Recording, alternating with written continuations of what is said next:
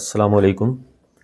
کیا آپ جانتے ہیں کہ ایک شہر جس کی بنیاد بھیڑیے کے پالے ہوئے دو بچوں نے رکھی تھی، کیسے دنیا کی عظیم ترین سلطنت بن گیا؟ رومی سلطنت کی خون چکاں تاریخ، شاندار فتوحات اور حیرت انگیز زوال کی کہانی، وہ سب کچھ جو آپ کو جاننا چاہیے۔ قدیم رومی تہذیب کا شمار تاریخ انسانی کے ان بڑے سماجوں میں کیا جاتا ہے جس کے اثرات نے دنیا کے ایک بڑے حصے کو متاثر کیا۔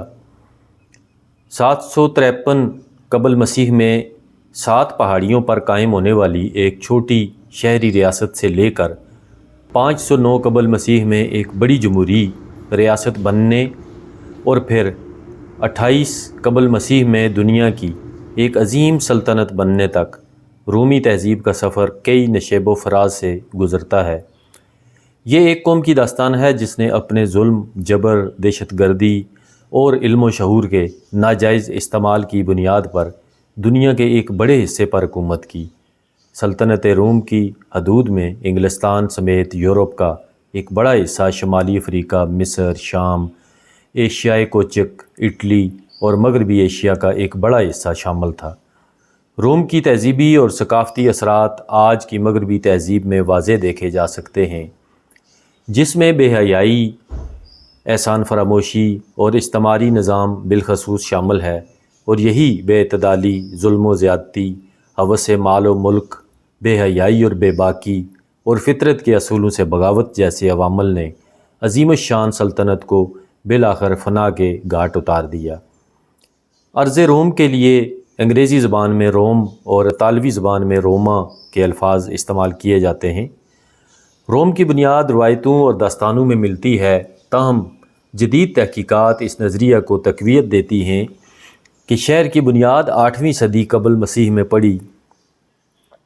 شہر روم رومی بادشاہت کا دارالحکومت بنا، جس پر روایات کے مطابق بادشاہوں کی 7 پشتوں نے حکومت کی، اور پھر رومی جمہوریہ کا دارالحکومت بنا، جس میں ایوان بالا یا سینٹ کو زیادہ اختیارات حاصل ہوئے۔ یہ کامیابی اور برتری فوجی طاقت کے ساتھ ساتھ اقتصادی غلبہ کی وجہ بھی تھی، جس نے اپنے اندر ہمیشہ ہمسایہ تہذیبوں، خاص کر ایٹروسکن قدیم مقامی باشندے اور یونانی تہذیبوں کو جذب کر لیا۔ روم کی بنیادی برتری پورے یورپ اور بحیرہ روم، میڈیٹرینین سی کے ساحلوں پر بڑھتی گئی، جبکہ اس کی آبادی 10 لاکھ سے تجاوز کر گئی۔ تقریباً 1000 سال تک روم مغربی دنیا کا سب سے اہم سیاسی مرکز، امیر ترین اور سب سے بڑا شہر رہا، اور یہ برتری سلطنتوں کے اتار چڑھاؤ سے متاثر نہ ہوئی۔ کتب تاریخ میں اہل روم کے لیے کہیں بنی الاصفر کا نام آتا ہے تو کہیں روم یا روما کے الفاظ استعمال ہوتے ہیں۔ لفظ روم مختلف اقوام کے نزدیک مختلف معنی و مفاہیم میں استعمال ہوتا تھا۔ روم فارسی اور ترکی زبانوں میں بازنطینی سلطنت کا نام تھا۔ روم کے عمانی الفاظ میں بلاد الرومان یا بازنطینیوں کی سرزمین بھی شامل تھی۔ وسطی ایشیا میں روم کا لفظ سلطنت روما کے لیے استعمال ہوتا تھا۔ لفظ روم زمانہ قدیم ہی سے قدیم یونانیوں، مشرق رومی سلطنت اور بازنطینی سلطنت کے لیے استعمال ہوتا تھا۔ روم کی وجہ تسمیہ یہ بتلائی جاتی ہے کہ اس کے بسانے والوں میں ایک شخص رومولس تھا، جس کے نام پر اس شہر کا نام رکھا گیا تھا۔ ابن کثیر کے مطابق اہل روم حضرت نوح علیہ السلام کے بیٹے یافس کی اولاد سے ہیں۔ نوح کے 3 بیٹوں کی اولاد سے عرب، حبشہ اور روم آباد ہیں۔ امام ترمذی کی ایک روایت کے مطابق بھی سام بن نوح اہل عرب کے، عام بن نوح اہل حبشہ کے اور یافس بن نوح رومیوں کے جد امجد تھے۔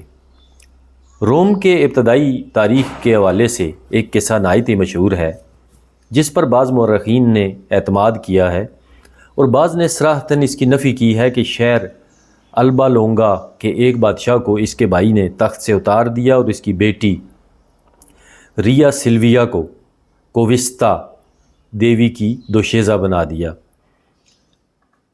اور اس کو تا حیات کنواری رہنے کی قسم کھانی پڑی۔ مگر تھوڑے ہی دنوں میں ریا سلوا کے ہاں جڑواں لڑکے پیدا ہوئے اور بادشاہ نے طیش میں آ کر حکم دیا کہ انہیں دریا میں غرق کر دیا جائے۔ ایک غلام انہیں ٹوکری میں رکھ کر دریا کے کنارے لے گیا اور ٹوکری پانی میں ڈال دی، لیکن وہ دریا میں ڈوبے نہیں بلکہ لہروں نے انہیں کنارے پر انجیر کے درخت کے نیچے پہنچا دیا، جہاں ایک مادہ بھیڑیے نے انہیں اپنا دودھ پلایا۔ پھر ان بچوں کو ایک گڈریا اٹھا کے لے گیا جس نے انہیں پالا پوسا۔ ایک کا نام اس نے رومولس رکھا اور دوسرے کا نام ریموس۔ جب دونوں بچے بڑے ہوئے تو ان کی پیدائش کا راز جلد ہی دور دور تک پھیل گیا۔ البا لونگا میں انہوں نے غاصب کا تختہ پلٹ کر اپنے نانا کو پھر سے تخت پر بٹھایا اور اس سے ایک نئے شہر کی داغ بیل ڈالنے کی اجازت مانگی۔ یہ شہر بساتے وقت دونوں بھائیوں میں لڑائی ہو گئی۔ رومولس نے ریموس کو قتل کر دیا۔ شہر کو رومولس سے موسوم کیا گیا جو وہاں کا پہلا بادشاہ بنا۔ روم کی قدیم مورخوں کے بیان کے مطابق اس شہر کی بنیاد 21 اپریل 753 قبل مسیح کو رکھی گئی تھی۔ تاریخی بعض کتب میں روم کی ابتدا کے متعلق یہ بھی درج ہے کہ جس زمانے میں بلینی آریونان میں داخل ہوئے، غالباً اسی زمانے میں آریاؤں کا ایک اور گروہ اٹلی پر حملہ آور ہوا۔ اس زمانے میں اٹلی میں قفقازی نسل کی ایک شاخ ایٹریسکن آباد تھی۔ آریاؤں کی ایک جماعت ایٹریسکن کے جنوب اور جزیرہ منی کے جنوبی حصے کی 9 آبادیوں کے شمال میں آباد ہو گئیں۔ یہ لوگ لاطینی کہلاتے تھے۔ ابتدا میں ان کے 12 قصبے ایک پہاڑی کے گرد آباد تھے، بعد میں یہ 9 آبادیاں مل کر روم بن گئیں۔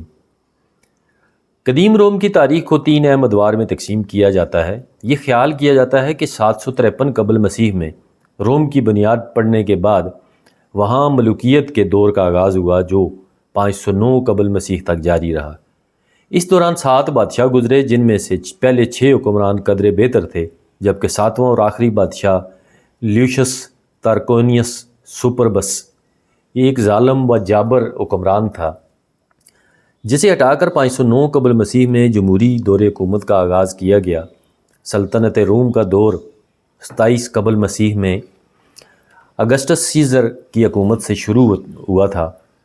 مغربی رومی سلطنت 476 عیسوی تک قائم رہی، تاہم بازنطینی سلطنت 1453 عیسوی تک باقی رہی۔ ترک عثمانی حکمران سلطان محمد دوم نے قسطنطنیہ فتح کر کے اس کا خاتمہ کر دیا۔ 753 قبل مسیح سے لے کر 509 قبل مسیح تک کے دور کو عہد ملوکیت کہتے ہیں۔ اس دور کا آغاز روم کے قیام اور اس کے پہلے بادشاہ رومولس کے 753 قبل مسیح میں تخت نشینی کے ساتھ ہوا تھا۔ رومولس کا اقتدار 37 سال تک قائم رہا۔ اس دوران اس نے شہر کو مستحکم کیا، باہر سے آنے والوں کو پناہ اور شہریت دی اور کھیل کے مقابلوں کا بھی انعقاد کرایا۔ اس کے دور میں رومیوں نے عورتوں کی کمی پوری کرنے کے لیے سیبائنیز کو کھیلوں کے بہانے بلا کر ان کی کنواری لڑکیوں کو اغوا کر لیا، جس سے جنگ چھڑ گئی، مگر جلد ہی ان دونوں میں معاہدہ ہو گیا اور سیبائنیز کو بھی ریاست میں شریک کر لیا گیا۔ اس نے بچوں کے قتل کی ممانعت کر دی، خاص طور پر لڑکوں، اور پہلی لڑکی کو قتل نہیں کیا جا سکتا تھا۔ تاہم اگر بچہ معذور ہو تو 5 پڑوسیوں کی گواہی اور رضامندی کے بعد اس کے قتل کی اجازت تھی۔ گویا کہ نومولود بچوں کے قتل کی بھیانک تاریخ میں یہ امام کا درجہ رکھتے تھے۔ 716 قبل مسیح سے 673 قبل مسیح تک نوما پومپیلیس کی حکومت رہی، جس کا بادشاہ سیبائنیز میں سے منتخب کیا گیا تھا۔ نوما نے اہل روم کو قانون دیا اور تہذیب سکھائی۔ اس نے کیلنڈر کی اصلاح کی اور یانوس دیوتا کا معبد تعمیر کرایا۔ اس کے بعد 673 قبل مسیح سے 641 قبل مسیح تک روم کے تیسرے بادشاہ تلوس ہوسٹیلس کا عہد حکومت رہا، جس کے بعد 640 قبل مسیح سے 616 قبل مسیح تک نوما کا پوتا اینکس مارکیوس تخت نشین رہا، جو ایک مقبول حکمران تھا۔ اس نے فتوحات حاصل کرنے کے ساتھ ساتھ شہر کو وسعت دی اور اس کے گرد نئی فصیل تعمیر کرائی۔ اس نے روم میں پہلی جیل اور دریائے ٹائبر پر پل کی تعمیر کے ساتھ ساتھ ایک نئے شہر کی بنیاد بھی رکھی جو اوستیا کے نام سے مشہور ہوا۔ اس کے بعد لیوشس تارکونیس پریسکس، سروس تیولیس اور لیوشس تکیر کینیس سپربس کے نام کے بادشاہ گزرے۔ عہد ملکیت کے خاتمے کے بعد چند سری حکومت کا قیام عمل میں آیا۔ ہوا یوں کہ جب آخری بادشاہ جو ایٹریسکن نسل سے تعلق رکھتا تھا اور مغرور اور متکبر تارکینین کے نام سے مشہور تھا، روم کیا اشرافیہ اور عوام کی توقعات پر پورا نہ اتر سکا تو نتیجے میں 510 قبل مسیح میں اسے عہدے سے ہٹا کر جلا وطن کر دیا گیا۔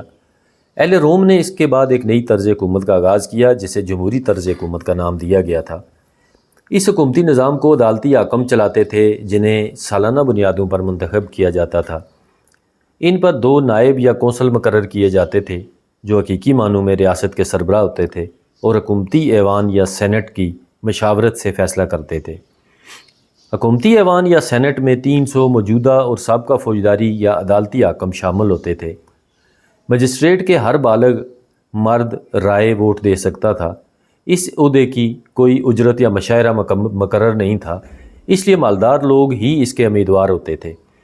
500 قبل مسیح تک اہل روم نے لیٹیم کے تمام علاقے پر اقتدار قائم کر لیا تھا۔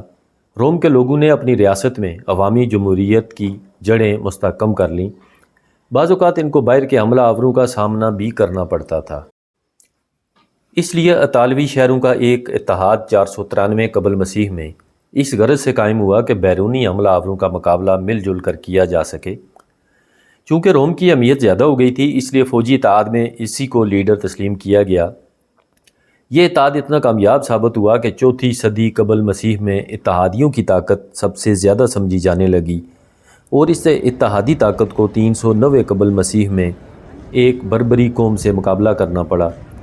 اٹلی کے شمال سے گال نے روم پر حملہ کر دیا اور شہر کے بڑے علاقے کو آگ لگا کر راکھ کا ڈھیر بنا دیا۔ انہوں نے پہاڑی کے بڑے قلعے کا محاصرہ کافی عرصے تک جاری رکھا اور بالآخر بھاری تاوان لینے کے بعد ٹلے۔ اسی دوران جو رومن خوفزدہ ہو کر اپنا وطن چھوڑ گئے تھے وہ واپس آ گئے۔ نئے سرے سے روم کی تعمیر کی گئی اور اس مرتبہ حفاظتی دیوار کو بطور خاص تعمیر کیا گیا تاکہ حملہ آوروں کو روم میں داخل ہونے سے روکا جا سکے۔ روم کی تعمیر نو اس کی طاقت میں اضافے کا سبب بنی اور روم کے لوگوں نے آس پاس کے علاقوں پر قبضہ کرنا شروع کر دیا۔ یہ صورتحال لاطینی اتحادیوں کے لیے تشویش کا باعث بنی، جس کا نتیجہ یہ نکلا کہ روم اور دیگر لاطینی ریاستوں میں جنگوں کا آغاز ہوا اور یہ جنگیں 338 قبل مسیح تک جاری رہیں۔ بالآخر روم کی فتح ہوئی اور جنگوں کا خاتمہ ہو گیا۔ ہر لاطینی شہر یا قبیلے نے روم سے الگ الگ معاہدہ کیا اور سب نے روم کی برتری کو پوری اہمیت دی۔ یہی نہیں بلکہ بعض شہروں پر روم کی حکومت قائم ہو گئی۔ اندرونی معاملوں میں ان کو آزاد رکھا گیا لیکن بیرونی شہروں کو رفتہ رفتہ روم کی شہریت کے حقوق مل گئے۔ اس طرح رومی شہریت صرف روم تک محدود نہ رہی بلکہ اس کا تصور وسیع ہو گیا اور پھر نئے شہروں کو سینٹ اور اسمبلی میں بھی اپنے نمائندے بھیجنے کا حق حاصل ہوا۔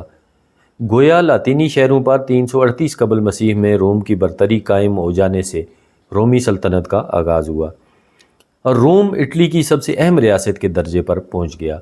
جس زمانے میں روم دیگر اطالوی ریاستوں پر قبضہ کر رہا تھا، اسے ایک ایسے قبیلے سے مقابلہ کرنا پڑا جس کے لوگ بہت جنگجو، بہادر اور سخت جان تھے۔ یہ سیمائٹس قبیلہ اطالوی نسل سے تھا اور وسطی اٹلی کے پہاڑی علاقے اس قبیلے کے پاس تھے۔ روم کے بڑھتے ہوئے اثرات کو اس قبیلے کے لوگوں نے برداشت نہ کیا اور روم سے اس کی جھڑپیں شروع ہو گئیں جو 343 سے 290 قبل مسیح تک جاری رہیں۔ ان جنگوں میں ایٹریسکن اور گال قبیلے نے بھی روم کے دشمنوں کا ساتھ دیا۔ روم کی بڑھتی ہوئی حیثیت اور عوض سے ملک گیری کے سبب سیمائٹ قبیلے سے جو طویل جنگ ہوئی، اس جنگ میں روم کے پرانے دشمن بھی سیمائٹ قبیلے کے ساتھ ہو گئے اور سوائے جنوبی اٹلی کے سبھی چھوٹی بڑی ریاستیں اور قبیلے میدان کارزار میں آ گئے۔ شروع میں تو سیمائٹ اور اس کے اتحادیوں کو روم کے مقابلے میں فتوحات حاصل ہوئیں، لیکن پھر 259 قبل مسیح میں ایسی شکست فاش کا منہ دیکھنا پڑا کہ سیمائٹ قبیلے بھی روم کی برتری قبول کرنے پر مجبور ہو گئے۔ تب دوسرے پورے وسطی اٹلی پر روم کا پرچم لہرانے لگا اور تقریباً 2000 سال تک روم نہ صرف اٹلی میں برسر اقتدار رہا بلکہ یورپ، ایشیا اور افریقہ میں اسے سب سے بڑی طاقت کا درجہ حاصل ہو گیا تھا۔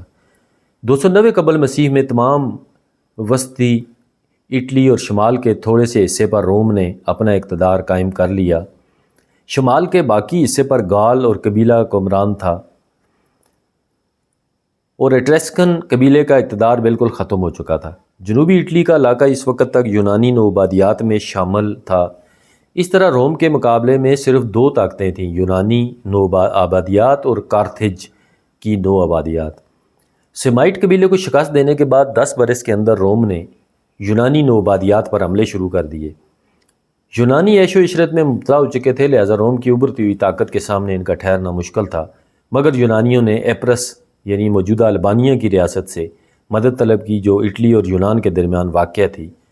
اس کے 30,000 فوجی اور جنگی ہاتھی روم کے مقابلے پر آئے اور رومن فوج پر کامیابی حاصل کی، لیکن یہ کامیابی مہنگی پڑی کیونکہ اس کے ہزاروں سپاہی مارے گئے۔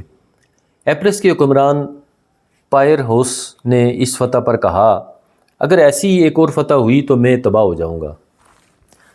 پائرس جنوبی علاقوں سے ہوتا ہوا سسلی تک پہنچ گیا۔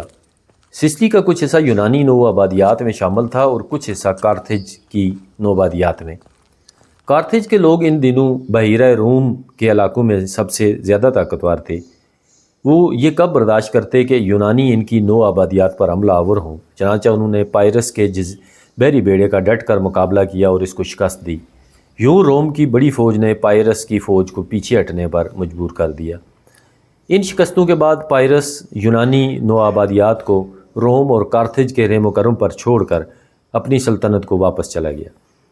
سسلی سے رخصت ہوتے وقت اس نے کہا تھا کہ وہ سسلی کو روم اور کارتھیج کے درمیان جنگ کا سبب بنا کر جا رہا ہے، لیکن روم کی بڑھتی ہوئی طاقت نے 270 قبل مسیح میں اٹلی کی تمام نوآبادیات پر قبضہ کر لیا اور کارتھیج سسلی کے پورے جزیرے پر قابض ہو گیا۔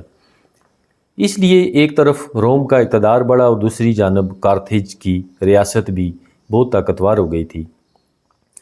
رومی افواج نے اس دوران بحیرہ روم میں اپنی برتری کا سکہ بٹھا لیا تھا۔ رومیوں نے شمالی افریقہ کے شہر کارتھیج پر حملہ کیا اور 3 پیونگ جنگوں کے بعد بالآخر 146 قبل مسیح میں اس پر قبضہ کر کے اسے تباہ کر دیا۔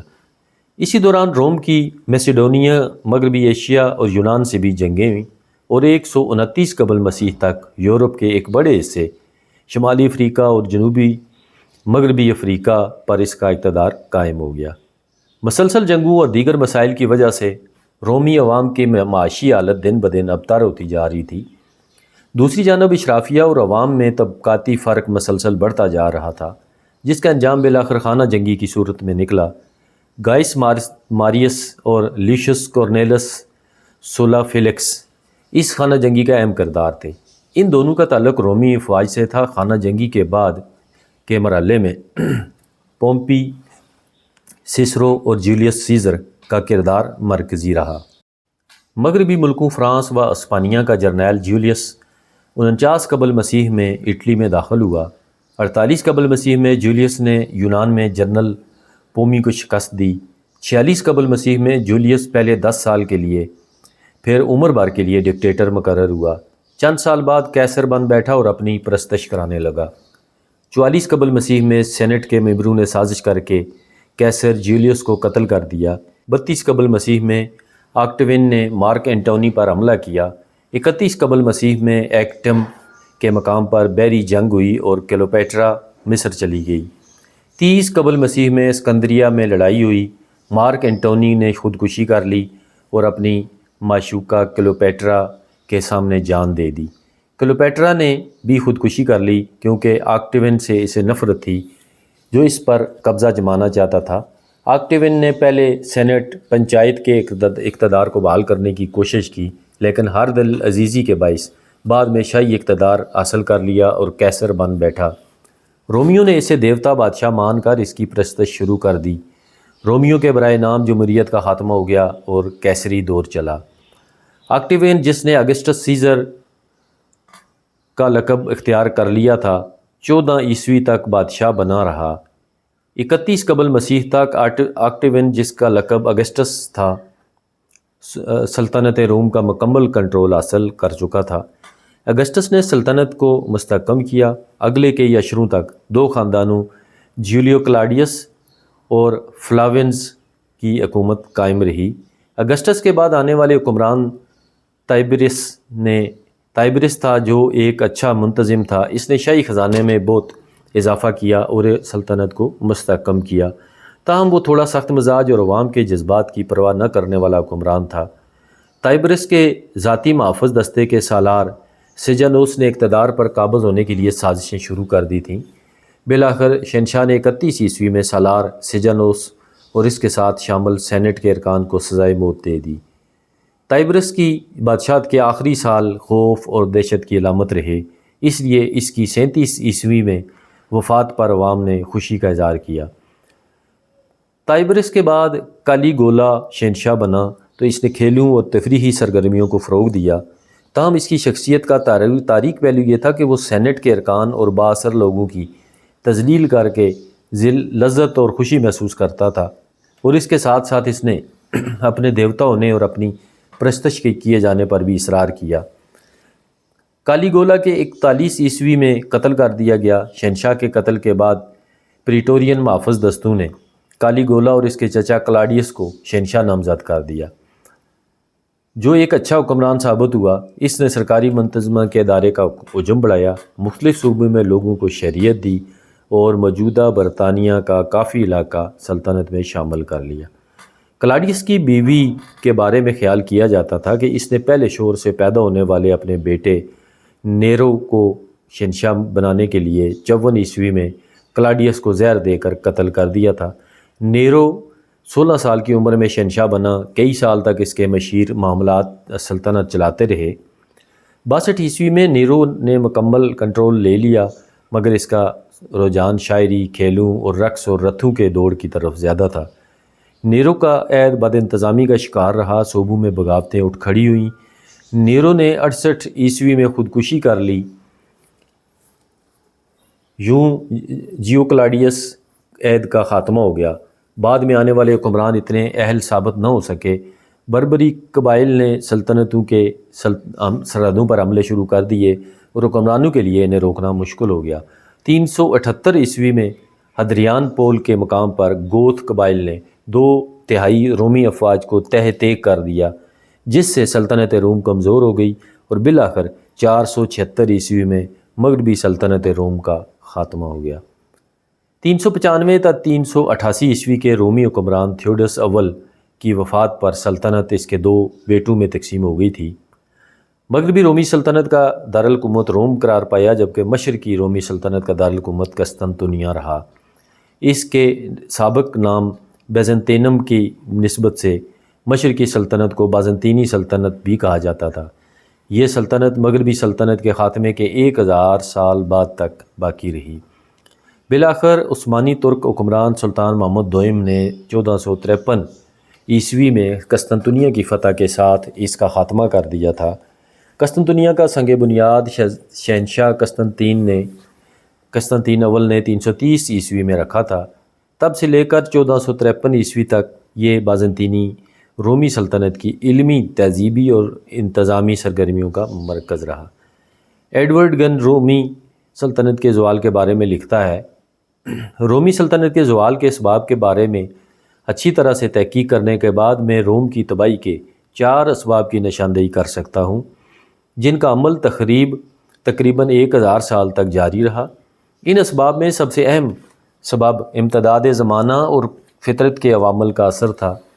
دوسرا اہم سبب وحشی اقوام اور عیسائیوں کے عناد آمیز حملے تھے، جنہوں نے رومی سلطنت کو کمزور کر دیا۔ اس کے ساتھ ایک اہم سبب امارات اور عہدوں کا جائز و ناجائز استعمال تھا، جس نے رومی سلطنت کی بنیادوں کو کھوکھلا کر دیا۔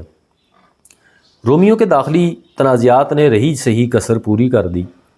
تاریخ گواہ ہے کہ جب روم کی وسیع سلطنت قائم ہو گئی تو مفتوح علاقوں میں روم کے امراء نے اپنی جاگیریں بنائیں۔ علاوہ ازیں پوری سلطنت کو صوبوں میں تقسیم کیا گیا اور انتظام کے لیے گورنر مقرر ہوئے جو بڑے اختیارات رکھتے تھے۔ فوج کی تنخواہیں اور حکومت کے اخراجات صوبوں کے لوگوں پر ٹیکس لگا کر پورے کیے جاتے تھے۔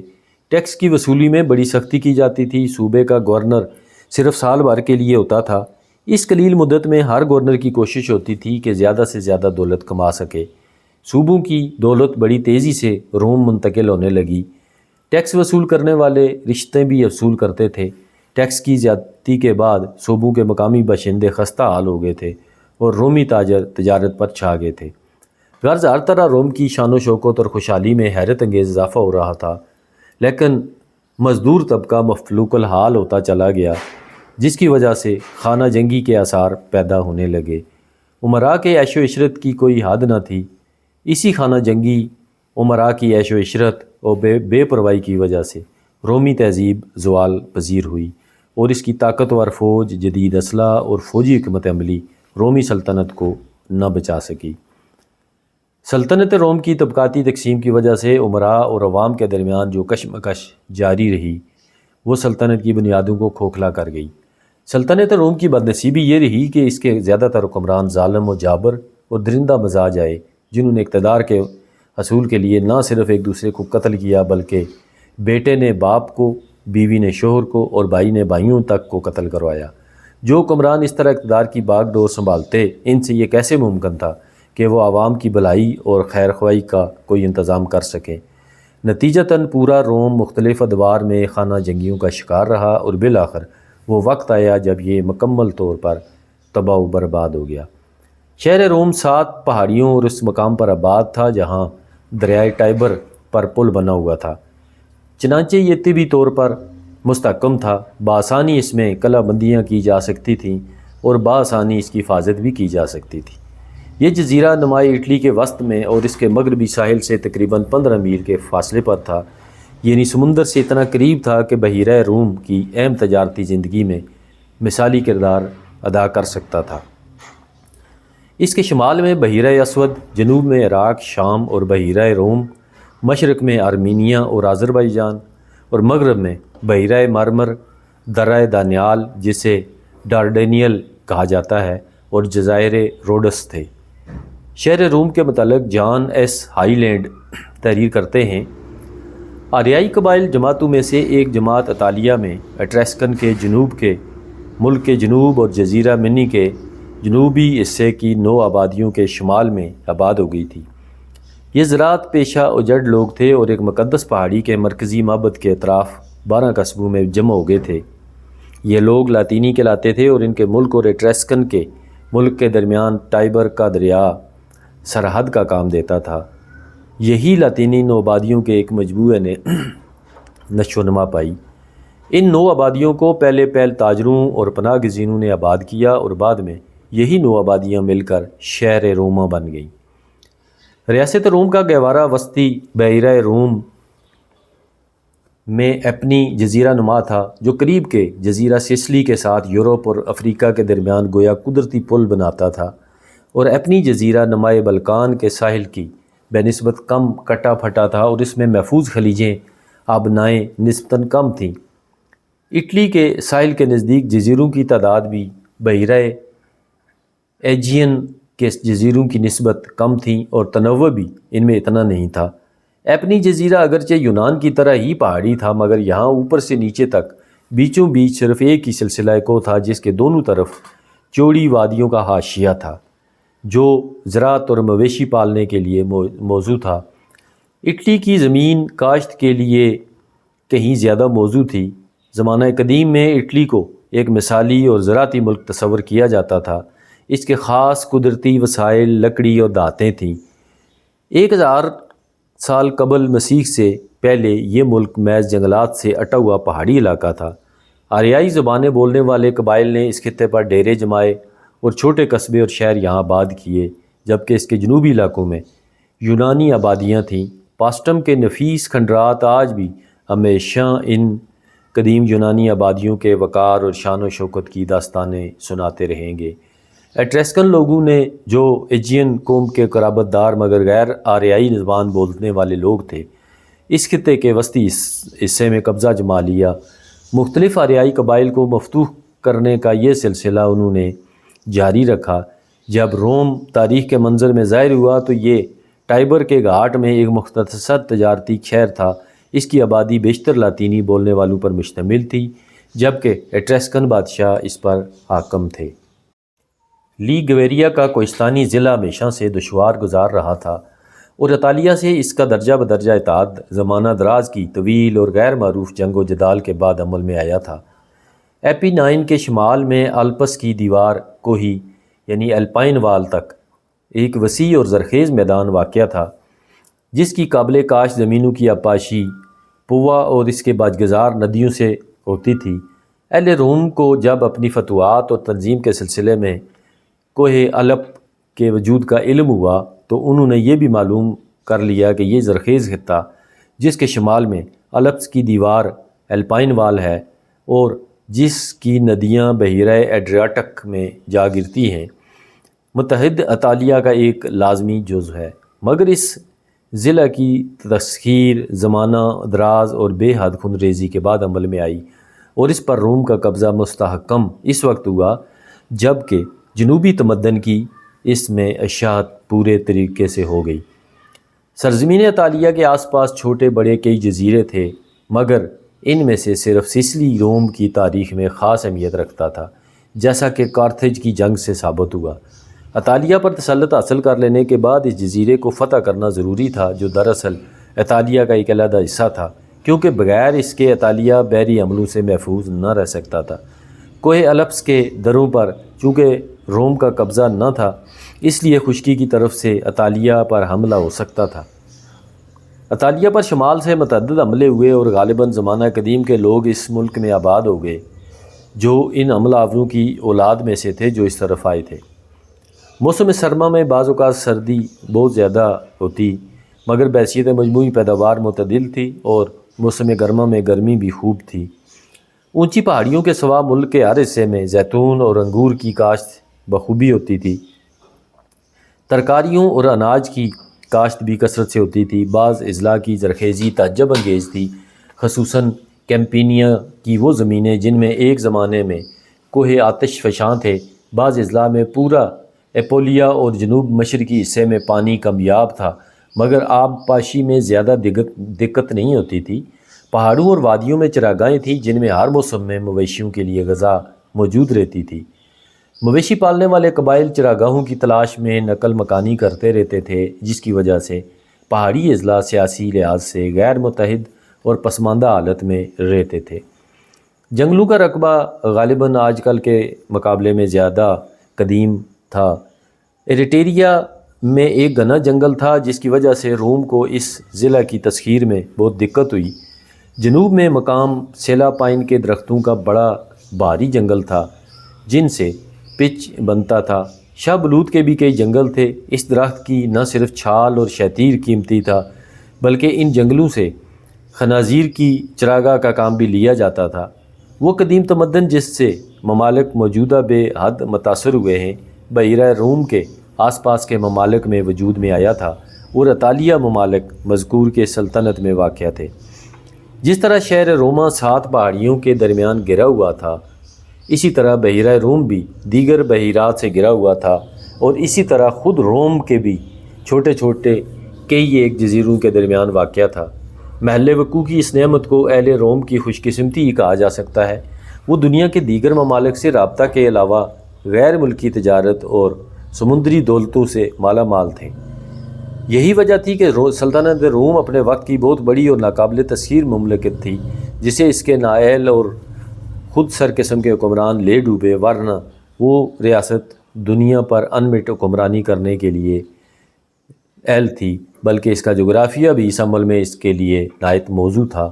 جیسا کہ آج بھی اٹلی اور اس کے گرد و نواح کو دیکھ کر اندازہ لگایا جا سکتا ہے، مگر حکمرانوں کی بد چلنی اور آپس کی غارت گری نے اس عظیم سلطنت کو بھی تہس نہس کر کے رکھ دیا۔ وہ روم جس کو اس کے دشمن کبھی شکست فاس نہ دے سکے، خود اپنے ہی حکمرانوں کے ہاتھوں شکست کھا گیا۔ ناظرین، امید ہے آج کی ویڈیو آپ کو پسند آئی ہوگی۔ چینل کو لائک، سبسکرائب اور شیئر ضرور کیجیے۔ اللہ حافظ۔ آج بھی اٹلی اور اس کے گرد و نواح کو دیکھ کر اندازہ لگایا جا سکتا ہے، مگر حکمرانوں کی بدچلنی اور آپس کی قتل و غارت گری نے اس عظیم سلطنت کو بھی تہس نہس کر کے رکھ دیا۔ وہ روم جس کو اس کے دشمن کبھی شکست فاش نہ دے سکے، خود اپنے ہی حکمرانوں کے ہاتھوں شکست کھا گیا تھا۔ ناظرین، امید ہے آج کی ویڈیو آپ کو پسند آئی ہوگی۔ چینل کو لائک، سبسکرائب اور شیئر ضرور کیجیے۔ ملتے ہیں اگلی ویڈیو میں، تب تک کے لیے اللہ حافظ۔